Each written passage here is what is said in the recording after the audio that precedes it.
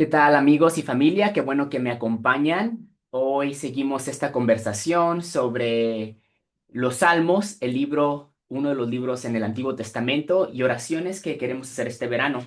Parte por lo que yo quise hacer esta serie por dos razones. Una, esto continúa hablamos sobre nuestra salud mental la serie pasada y esta va a hablar sobre nuestra salud emocional y obviamente cómo buscamos a Dios a través de la oración y nuestras emociones. Parte también de esta serie es el practicar algo que yo necesito en estos momentos, que mi familia necesita, que es sus oraciones y también el nosotros buscar a Dios en situaciones difíciles. He estado compartiendo un poquito con ustedes la salud de Tiffany ahorita no está al 100%, todavía no sabemos cuál es el problema. Ha habido hemos estado haciendo varios exámenes, pero todo esto es parte yo cada vez que enseño en esta comunidad, no enseño sobre algún problema que está en mi pasado, sino algo que Dios me está enseñando ahorita. Y parte de lo que ahorita Dios me está mostrando y a mí y a mi familia es cómo oramos en situaciones difíciles, cómo oramos sintiendo todas nuestras emociones y que el Dios en el cual creemos es un Dios no solamente que nos va a dar sanidad cuando oremos o nos va a sacar de algún problema, sino que entiende la situación por la que estamos pasando. Que su promesa no siempre fue, si crees en mí, vas a tener seguridad. Pero sí dijo, si crees en mí, voy a estar contigo. Te vas a sentir seguro. Y eso es algo súper importante ahorita que estamos pasando. Entonces, hemos estado hablando que el libro de Salmos es un libro donde aprendemos mucho sobre todas nuestras emociones, porque vemos a diferentes autores escribiendo sus propias oraciones a Dios sin ningún tipo de filtro, sin ningún tipo de barrera de si Dios le gusta que siempre le digamos cosas bonitas sin decirle cómo nos sentimos, o a lo mejor de la manera como tú y yo crecimos, fue viendo las emociones no de una manera neutral, sino viendo nuestras emociones como hay emociones buenas y hay emociones malas. Y sin querer, nuestras oraciones se convierten hay hay oraciones con mucha fe y hay oraciones que no debemos orar o que demuestran poca fe. El día de hoy va a ser un poquito de repaso y te invito a que escuches el mensaje de la semana pasada, pero ahora te voy a llevar a hacer varios ejercicios y empezar con el capítulo uno del libro de Salmos. Ok, la semana pasada hablamos cómo nuestras actitudes de la manera como tú y yo vemos nuestras emociones, especialmente las emociones difíciles, como el dolor o el sufrimiento o el enojo, la ira. Muchas veces tenemos dificultades de cómo, cuando se presentan estas emociones, número uno, cómo buscar a Dios. Y número dos, perdón, cuando lo buscamos más en un ambiente religioso, muchas veces otras personas piensan que nos están ayudando o piensan que están siendo una influencia positiva, viendo el problema de una manera optimista, tratándonos de sacar del problema. Es decir, minimizando el dolor y decir, a lo mejor has escuchado esto, bueno, Dios va a utilizar todo para bien. Y cuando decimos eso, lo decimos de una manera, de una intención correcta, viene de un sentir que es genuino, pero muchas veces eso, lo que hacemos inconscientemente, estamos tratando de ayudar o sacar a la persona de una emoción que la persona a lo mejor esa emoción está en la superficie. Hay algo más abajo, hay algo en la raíz que le puede ayudar en ese momento, aún más profundo, a conocerse a sí mismo, a conocer su relación con Dios, que a veces sobrepasamos o nos brincamos ese paso, tratando de ayudar, tratando de cambiar la emoción de una emoción negativa a una emoción más positiva.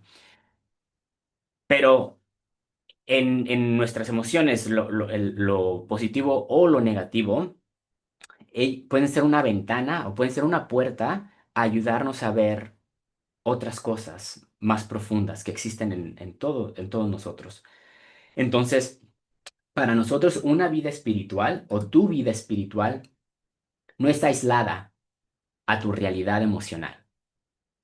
Es decir, que tu vida espiritual, mientras siga creciendo, está conectada a tu vida emocional. Si tú no sabes por qué sientes ciertas emociones y no te puedes controlar, quiere decir que hay un espacio para crecer en tu vida espiritual. ¿A qué me refiero con una vida emocional? ¿Qué es un bienestar emocional, un crecimiento emocional? Lo vamos a definir de esta manera. Un bienestar emocional es nuestra capacidad y voluntad de ser conscientes y reconocer y sentir todas nuestras emociones. Lo que es un bienestar emocional es nuestra capacidad y voluntad de ser conscientes, reconocer y sentir todas nuestras emociones. Podemos tener mucha fe en Dios. Podemos tener mucha fe en lo que estamos leyendo en la palabra de Dios. Pero donde nos encontramos emocionalmente tiene que ver si su palabra va a influir o la vamos a poder vivir o no. Es decir, el libro de la Biblia, y ahorita este libro es el libro de Salmos, pero simplemente me compré una copia que nomás tiene el documento de Salmos sin tener toda la Biblia.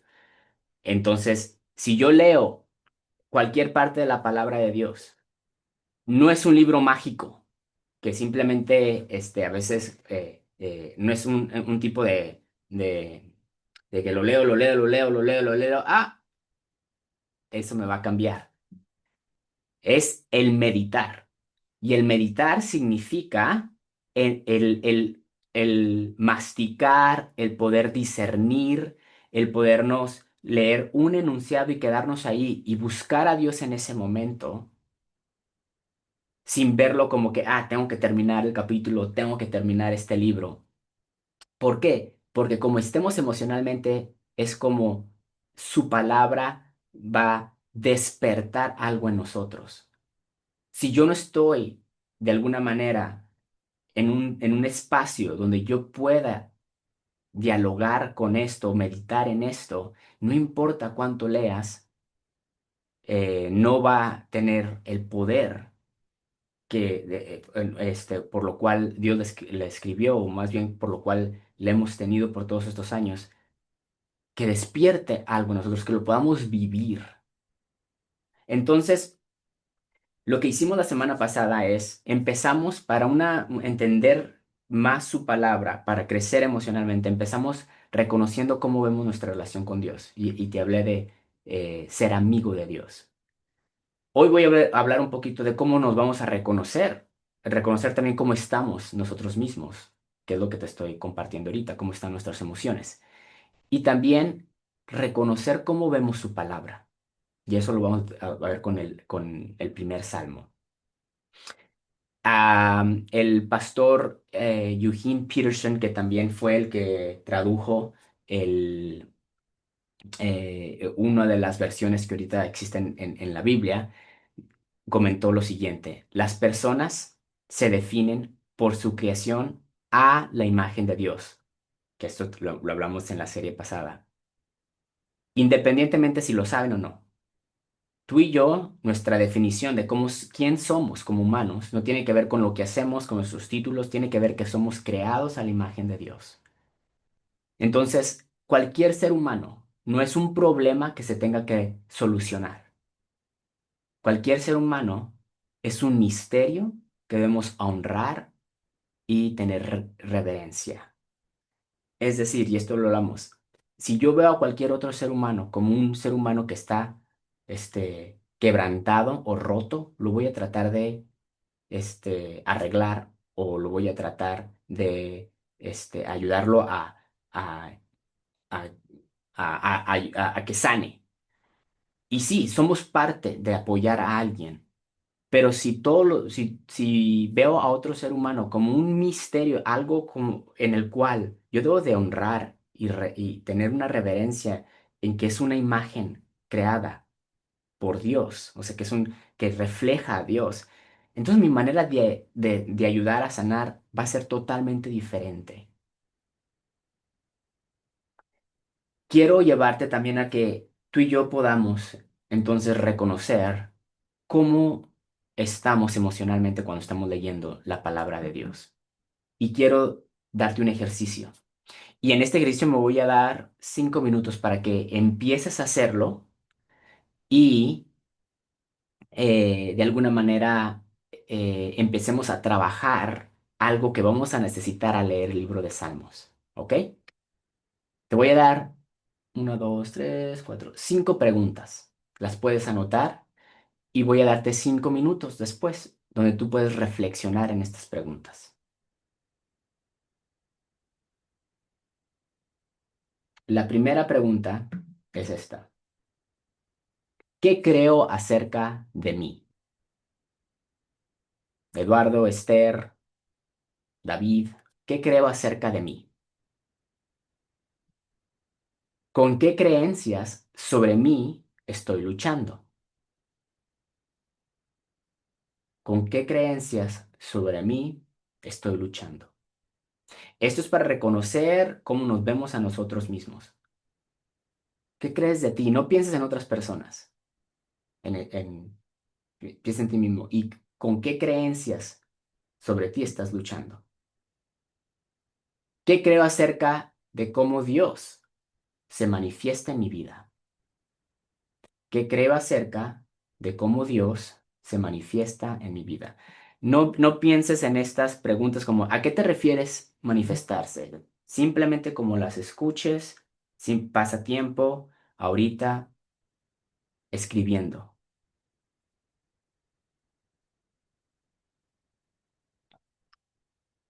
¿Qué creo acerca de cómo me ve Dios? ¿Qué crees acerca de cómo te ve Dios? Que nomás me falta una. ¿Qué nuevas creencias me gustaría tener de ahora en adelante? ¿Qué nuevas creencias me gustaría tener de ahora en adelante? Y ahorita tómate el tiempo, si estás pensando, ¿a qué te refieres con creencias? ¿Creencias en mí, creencias en Dios? Como te llegue la pregunta, descansa, ponte a reflexionar, medita y puedes escribir eso. Lo primero que empiezo a hacer es preguntar si estoy haciendo mi tarea bien o mal. Todo eso es información de cómo te ves a ti mismo, con qué estás luchando, ¿ok? Y te quiero dar ahorita 5 minutos que empiezan ya.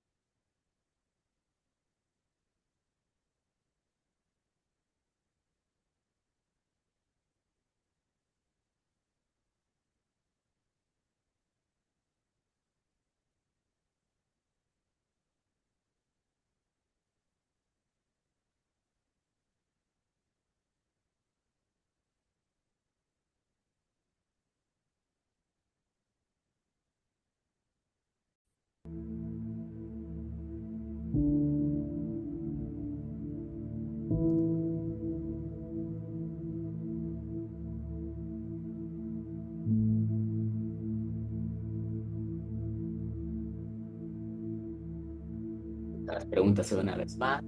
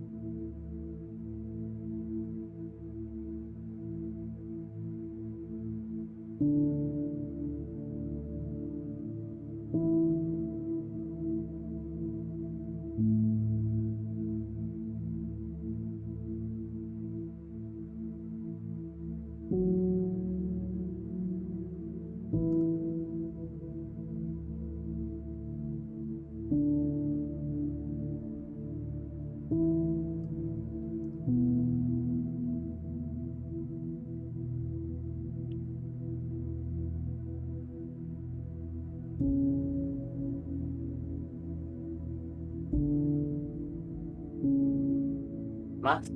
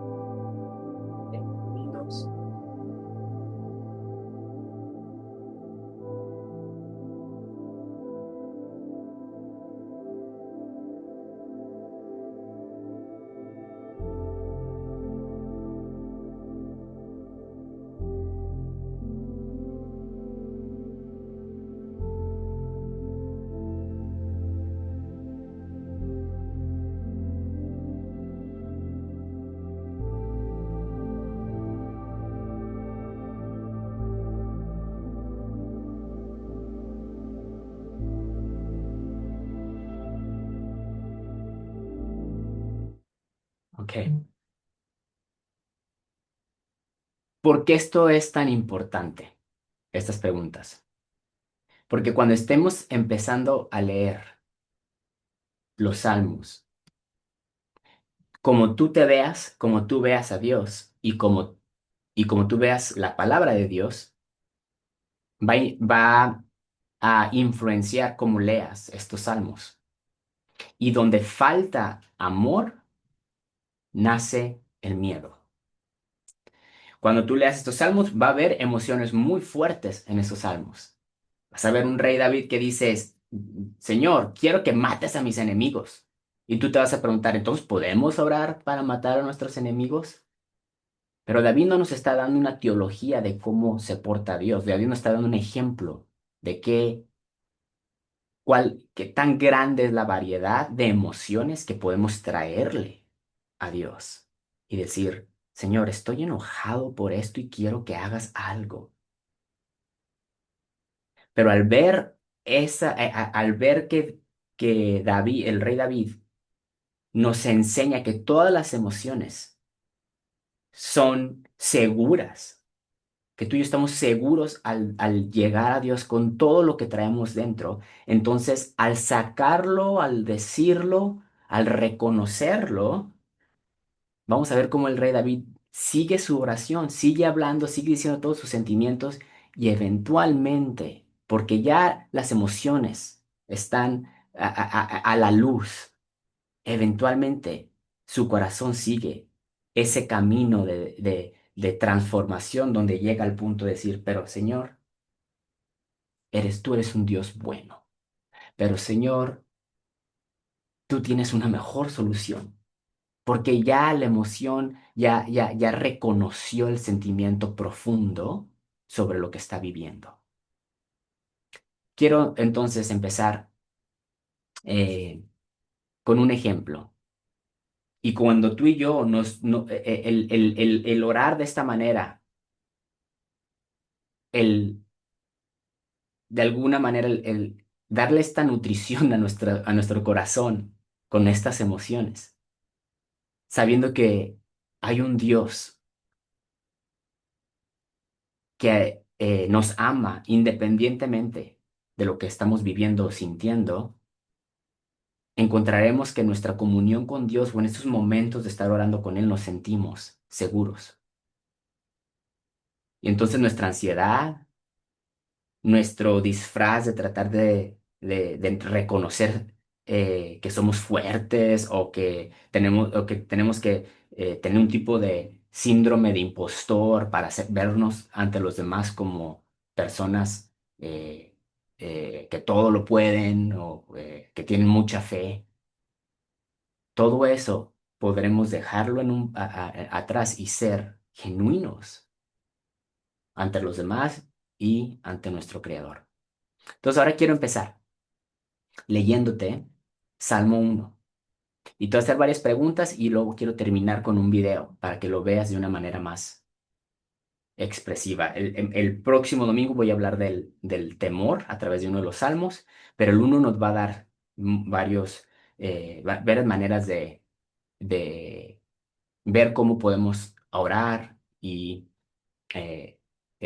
estudiar estos salmos. Si tienes tu Biblia, no lo voy a tener aquí porque mi idea es de que tú puedas meditar en esto con tu propia Biblia. Si necesitas una Biblia, dinos, nos gustaría mandarte una. Salmos 1, versículo 1 comienza y dice, dichoso es quien no sigue el consejo de los malvados. Si se sienta, ni se sienta en la senda de los pecadores, ni se sienta en la reunión de los burladores. Tú y yo nos podemos empezar, voy a hacer pausa ahí. Luego, como hemos estado trabajando sobre nuestra salud mental, emocional, cómo ves la palabra de Dios y cómo te ves a ti mismo, tiene que ver mucho cómo vas a interpretar estas palabras. Por ejemplo, al escuchar las palabras malvados, pecadores, burladores, ¿en qué pensaste? ¿Pensaste en no creyentes? ¿Pensaste en alguna persona que hace algo mal en tu trabajo? Luego nuestra mente va a darle, le va a dar a todas estas palabras significado. Pero como estemos emocionalmente, nos puede ayudar a seguir y no quedarnos estancados. ¿A qué se refieren malvados? ¿Por qué pecadores? ¿Por qué burladores? Pero ponte a pensar, fíjate en la idea de este salmo. Dichoso es quien no sigue el consejo de los malvados. La invitación de Dios es de que tú y yo lo sigamos. Ni se detiene en la senda de los pecadores. Es decir, primero tú y yo seguimos, a veces nos detenemos a algo y luego dice, ni se sienta en la reunión de los burladores. Esto nos ayuda a ver cómo tú y yo nos movemos. A veces seguimos ideas, a veces nos detenemos, a veces con ideas aún malas nos sentamos. Esto tiene que ver contigo y conmigo, no tiene que ver con qué es malvado, qué es un pecador, qué es un burlador, que muchas veces tratamos de llegar a esa conclusión. Y dice, continúa en el versículo 2, sino que en la ley del Señor se deleita y día y noche medita en ella. Sino que en la instrucción no se refiere a una ley así como una constitución, sino que en una instrucción que Él nos deja, tú y yo podemos meditar, no leerla, no leerla para acabar algo. Meditar es masticar, eh, eh, entender qué está pasando cuando leemos profundamente nuestras emociones. Eso es meditar. ¿Por qué? Porque entonces esta persona es como un árbol plantado a la orilla de un río, que cuando llega su tiempo, su fruto y sus hojas jamás se marchitan. Todo cuanto hace, prospera. Ahora, está hablando de prospera, de que todo te vaya bien. Un árbol, si te pones a pensar, tiene este, etapas. Un árbol también tiene, hay momentos donde da fruto, hay momentos donde no da fruto. Y aunque esté bien plantado, sus frutos y sus hojas, dice, en cuanto llega su tiempo, da fruto. O sea, no da fruto, no va a dar fruto siempre. No todo le va a ir siempre, porque un árbol no da fruto siempre. Hay etapas en un árbol, pero sus hojas no se marchitan. Ni siquiera dice no se caen, porque todos los árboles, bueno, no todos, muchos tienen etapas donde caen las hojas, pero es parte de que un árbol crezca. En cambio, los malvados son como pajas arrastradas por el viento. Por eso, no se sostendrán los malvados en el juicio, ni los pecadores en las asambleas de los justos. Y aquí hicimos toda una serie sobre la justicia de Dios y el juicio de Dios. Aquí no te pongas a pensar en un juicio donde te vas al cielo o al infierno. Vuelvo a lo mismo, donde hay amor, hay temor. Aquí la idea es, yo te invito a que veas la justicia de Dios, si tú quieres ver nuestra serie, donde ayudar a los demás y tener una buena relación con los demás y con Dios, especialmente con las personas que son necesitadas, es lo que es vivir en justicia. Porque el Señor cuida el camino de los justos, mas la senda de los malvados lleva a la perdición, no al infierno. Dios da vida. Alejados de Dios, no existe, no estamos pegados al recurso que nos da vida. Y hay perdición. Ok, me gustaría terminar con este pequeño video sobre el Salmo 1. Déjame nomás llevarte a... Quizá.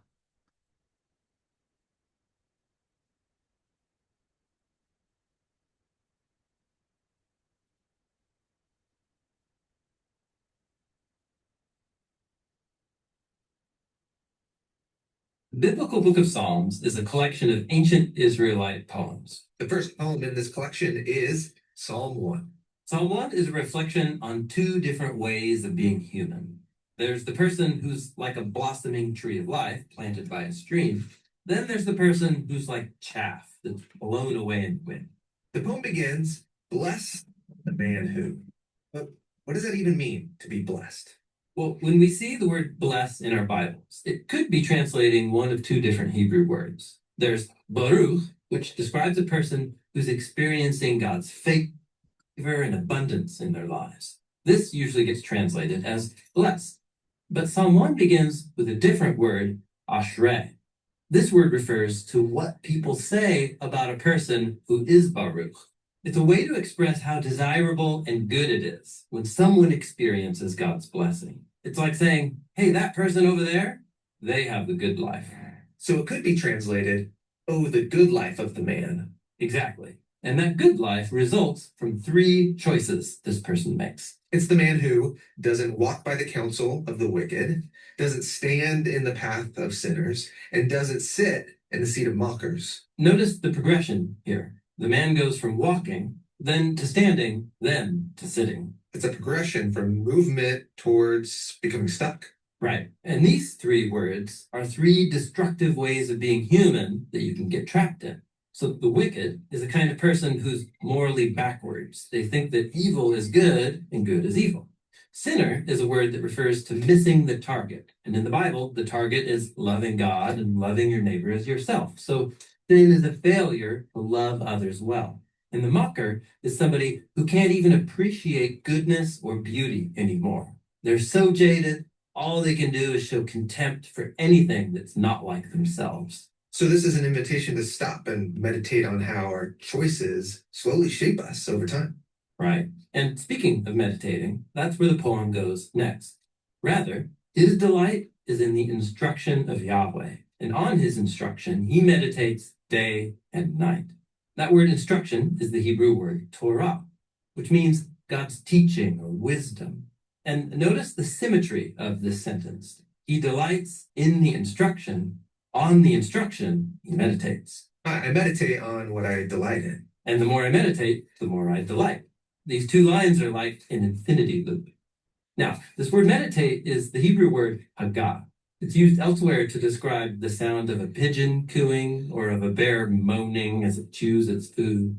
For humans, it means quietly reciting the words of Scripture aloud or in your mind as a way to focus your attention so that these words become part of you. And that kind of meditation is the pathway to the good life. Apparently, let's read on to see why. And he will become like a tree planted by streams of water, which gives its fruit in its time, and its leaf does not wither. And everything he does, he makes it successful. So earlier in the poem, there was a planting yourself that leads to ruin, but through meditating on God's instruction, you can plant yourself in a way that brings life. And notice all the Garden of Eden language: a tree growing by streams of water, abundant fruit, leaves that never wither. This is like being a tree of life. Yes, when humans meditate on and live by God's instruction, they begin to taste abundant life for themselves and for others. And that's why it's called success, which links us back to the opening word, ashrei. God's wisdom leads to the good life. And with that, the poem's first part comes to a close and the second part begins. But not so the wicked. Rather, he is like chaff that the wind drives away. So notice the contrast.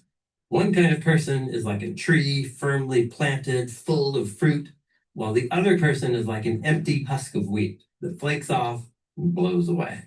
Therefore, the wicked will not stand in the judgment, nor sinners in the assembly of the righteous. Remember, the meditator decides not to stand in the path of sinners, and that contrasts now with the wicked who are unable to stand when God brings justice. Because Yahweh knows the path of the righteous, but the path of the wicked will perish. And so we end where we begin, choosing between two paths, two ways of being human that lead to flourishing life or withering ruin. And the difference is about what you meditate on. Yeah, this poem and all of God's instruction are designed for a lifetime of meditation, reading and rereading slowly, allowing it to guide all of our choices. And the result is to become a tree of life for others. Ok, si este video me di cuenta al último que a lo mejor estaba muy pequeña el subtítulo, te lo puedo mandar. Lo puedo mandar en WhatsApp, nomás avísame que te gustaría ver ese video. Pero nos explica el Salmo 1. Y con esto termina. Y con esto quiero yo también cerrar. Nos invita todo lo que vamos a leer, todo lo que estoy compartiendo contigo, tiene que ver qué tipo de humanos vamos a ser. Dios no vino nomás a darnos un boleto para una vida eterna. Nos ayuda a ver nuestra humanidad. Nos ayuda a tener significado en lo que tú y yo hacemos ahorita, impactar el mundo en el cual vivimos. Cada día tú y yo tomamos decisiones que nos hace ayudar a sanar la humanidad que Él creó o a veces también, como lo hablaba en la serie pasada, a lastimar o infectar el mundo en el cual vivimos. Entonces, quiero terminar con estas 4 preguntas. Si lo que hablé hoy se te hace difícil pensar en qué es importante para ti ahorita, qué es lo primordial, en lo que crees en tu relación con Dios, en lo que crees en tu relación de cómo te ves, te voy a hacer, te voy a dejar estas 1, 2, 3, 4 preguntas, sí, que te pueden ayudar a trabajar esto. Número 1 es,